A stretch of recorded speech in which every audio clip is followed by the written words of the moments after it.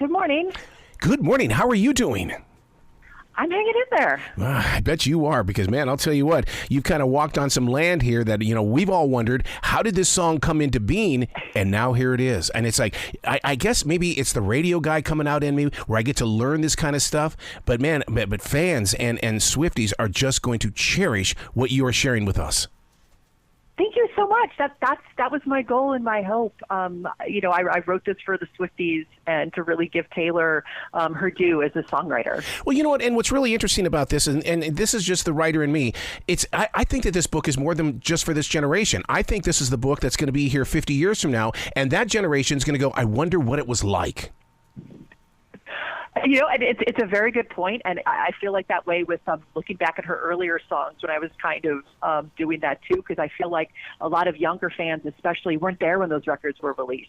And so, they could learn about that too.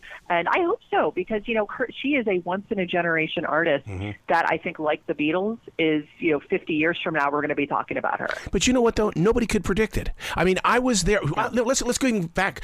She came to a radio station event as this new country music performer. We didn't know. We just knew she was a nice girl, and it was a fan meet and greet, and she was just this down-to-earth kid. Well, and I think that's it. People forget that. Like, absolutely. When she first started off, she was just another country singer trying to make it big. There were a lot of, kind of younger artists, in the post-Dixie Chicks, post-Shania Twain era that were trying to kind of, reach success. And, the songs were good. She had some, success, but I think you're right. I think no one could have predicted from those early days where she would have gone in her career. Going into those stories, that means that you had to sit down with those song lyrics. And the way that she writes is like going into somebody's journal. How did you feel about that? It was very interesting because you're right. I think on some level, being a longtime fan, like, oh, they're very personal, okay. But when you really dig into the songs, there's a lot of nuances that come out. When you have, Long Live, which is sort of a celebration of her band, it was very emotional. And The Best Day, which is about her mom, and so when you really, really dig into it, it was, it was striking also how sophisticated she was, even early on. And I think now, especially that she's grown as a songwriter, she's talking about mature things because she's had more life experience. But even when she was younger, she just had this like unbelievable singular knack for tapping into these really emotional, difficult situations and verbalizing them and putting them into words and making them relatable to people. Like it's, as a writer too, I really appreciate that. Well, being a mobile entertainer for 32 years and Taylor Swift being in the center of that success story, the thing is that I very rarely have I ever had any musician that I'm playing the song of where everybody on the floor is singing their songs. It happens every single time when it comes to Taylor Swift. And you've seen videos too where like there'll even be sing-alongs that start spontaneously, after concerts. Her songs just spur on people to really feel connected to each other and sing and gravitate toward the songs. It's like you can't, when you hear a song by her, you can't not sing along. Like you're just it's almost impossible not to. And I think that speaks to the catchiness of the songs. That also just speaks to the joy that people feel when listening to her music, even the sad songs. There's just really something lovely and comforting about so many of the songs in her catalog. I've sat with many, many, many Swifties because I being a radio guy, I have to know what listeners really think and why is it that her music affects them and things. But this last album with Poets and stuff, I mean, it's like we all agree that she has matured as that songwriter and that this is the next level of Taylor Swift. Oh, 100%. When I started listening to that record, it was so striking. I think Midnight's was, we were like, wow, this is a real evolution as well. Yes. And then, but when you listen to Tortured Poets Department, it's like, wow, this is even beyond that. She was really, I think the way that the breakup, that she mentioned it was about a breakup and then sort of a rebound relationship.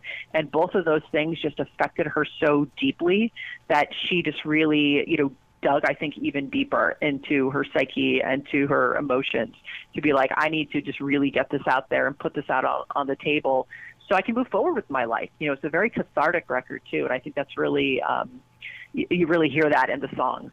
Do you find yourself going back and listening to those old songs that we would sing to, and you go, oh, it's got a different meaning to it because my research says this, and all of a sudden it's got a, because when you get that close to the lyrics and you know the lyrics, it's all of a sudden it's more than just a song you're singing, you're living it. Absolutely. It's funny a little bit, but I think now when I didn't know some of the genesis of some of the songs. Like one of my favorite songs is Red. And, I realized that I discovered she wrote it on an airplane. Like she had, like in between like tour dates or something. And I was like, wow, I don't think I've ever had an airplane ride that is that productive that I wrote a song like that. But, so now I think about those things, about like where she was in her life and where she was in her career when writing the songs. And, and on some level I knew that, but, really digging into this is, her interviews and her talking about this is why I wrote this song, this is when I wrote this song, really kind of deepened that for me and just kind of showed me, all right, this is where she was in her life, and this makes so much more sense now, and I relate to that more because I can put myself in her shoes too. Yeah. I definitely feel myself in for many examples doing that. You do realize this is a book that's not going to sit on a shelf. It's going to be either by the bed or it's going to be on someone's desk in their bedroom. And the reason why is because the fans of Swifties and those that are still discovering her are going to experience something in life, and they're going to go through this book and they're going to say, oh my God, I'm going to learn from this because Taylor did. She went through it, so therefore I can learn.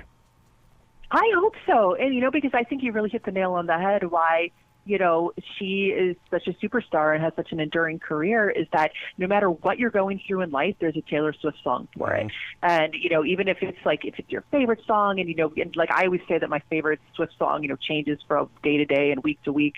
And, depending on the mood I'm in or what I've gone through. And I think it's very similar to that, on a given day, I relate to one song more than others. Maybe I'm angry and I relate to this song, or I'm sad and I relate to another song. But it's true. She really is like a friend speaking to her fans, in her music, and it's kind of a comforting ear. No one is alone because Taylor's gone through something similar, and her music really conveys that. Well, not only just in print, but I saw the Eras concert tour, and to experience that, that's showmanship. And to me, it starts in the writing, and the writing is what you studied. You're bringing so many worlds together inside this book. Well, absolutely. And, if the songs weren't good, if she wasn't such a fantastic writer, the Eras tour wouldn't hold up, and she wouldn't be as big as she is. She is, artists are lucky if they write, 3, 4, 5 timeless songs in their career. She's written 10 times that.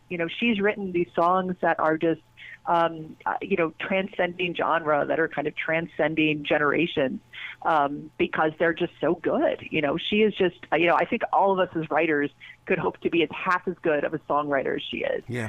And, then the Eras tour really brought that out, and she really emphasized that, especially with the song choices and what she decided to focus on and spotlight in her various albums. And so it's a great balance. I got to be honest with you, because we've seen Taylor Swift grow up around our world. I was so afraid of that year number 27 with her, because the mystery that goes around that, and how many I was horrified for number 27. And I'm so glad that where she is right now, because now the future belongs to not only Taylor, but it belongs to the fans as well.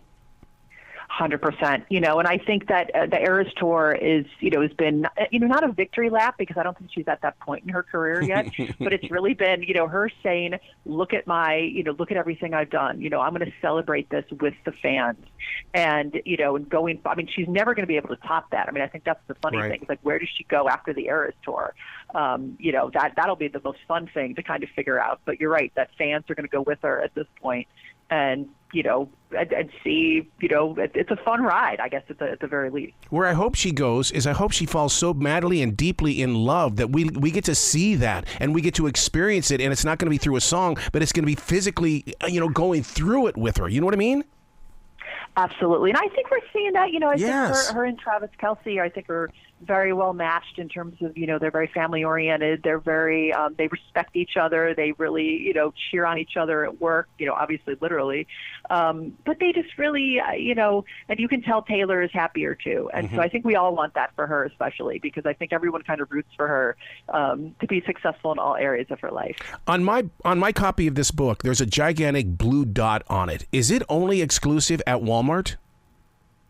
That's a good question. So you have the Walmart exclusive version. Okay. There's another cover actually, and so that you're lucky because you have an exclusive cover and then exclusive prints, and that's available at Walmart.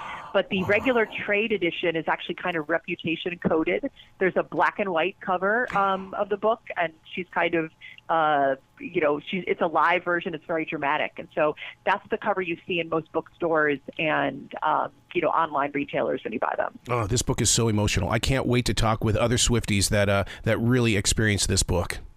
Oh, thank you. I cannot wait either. It just came out today, so I'm going to be very excited to see the reaction to it. I love it. Please come back to this show anytime. The door is always going to be open for you.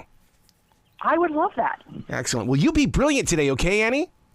Thank you so much, and you as well.